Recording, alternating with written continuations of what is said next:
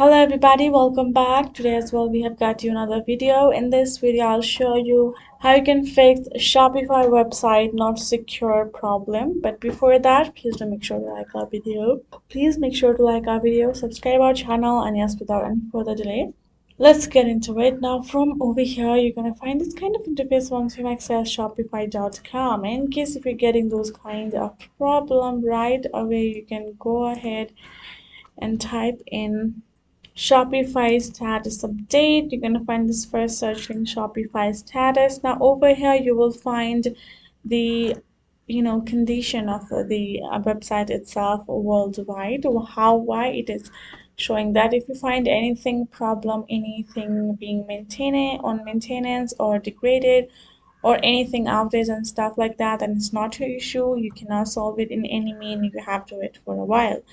But in case you're finding any kind of status update, any kind of lagging and not working problem in your own store, then you can tap on log into your store and check out the detailed status of your particular store as well.